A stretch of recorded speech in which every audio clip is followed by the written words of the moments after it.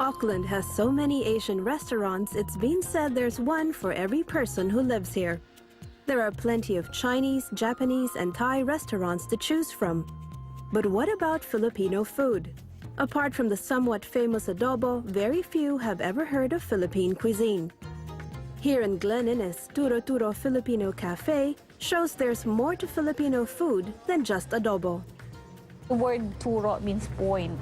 So turo turo means point point. So it's basically the stalls in the Philippines where they prepare the food on the sidewalk and they display the food, and you come and you point which ones you want. Filipino food is a combination of Chinese, Spanish, and Malay flavors, so it's never easy to find a substitute. So what we're trying to do is a sort of just a sample, just a starting point for people who've never tasted Filipino food before to have a crack at it. But I think we've really concentrated on making a place that Filipinos can come in groups and can bring their Kiwi friends or their non-Filipino friends and say, hey, this is a sample of some of our food. Chari Shearer and her husband Andrew founded Turo Turo, together with Chari's best friend, head chef Jane Rojas. This cafe's story begins with Chari and Jane's friendship. I met Jane through friends because I always get invited to Filipino gatherings, and I love going there mainly for the food.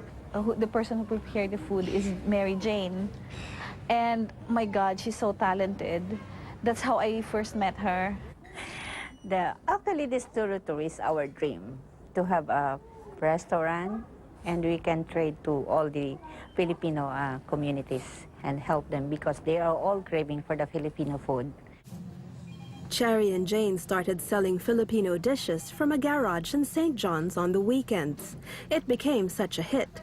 Boosted by the reception from the Filipino community, Chari took a risk and signed a lease for this shop in Glen Innes.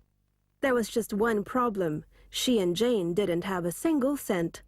And that's when Chari's husband Andrew came to the rescue. Well, you see, I'd told her at the outset, I don't mind if you want to start a cafe or restaurant, as long as A, I don't have to be involved, and B, I don't have to put any money into it.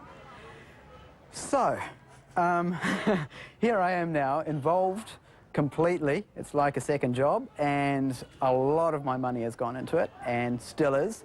So Jane drew up the menu, Chari secured the suppliers, and Andrew took charge of marketing. And on the 14th of May last year, despite all odds and in a recession, they opened their doors.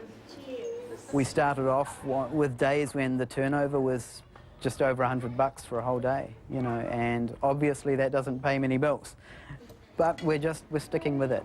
Little by little, they took on more staff, all of whom are here tonight to celebrate Turo Turo's first year.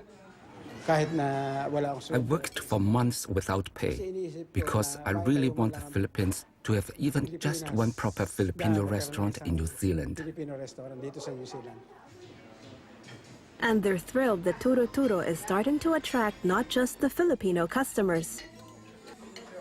We're very happy that it's not just for Filipinos, but even non-Filipinos are starting to come in and tasting our food, learning about Filipino food, how they are different from other Asian foods, and it's very heartwarming to see that. Yeah.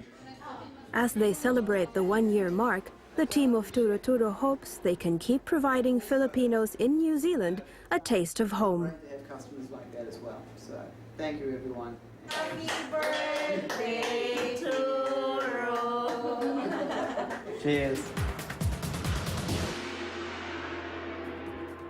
Well, that's all we have for you this week on Asia Downunder. Thank you for joining us. We'll see you next week at the same time.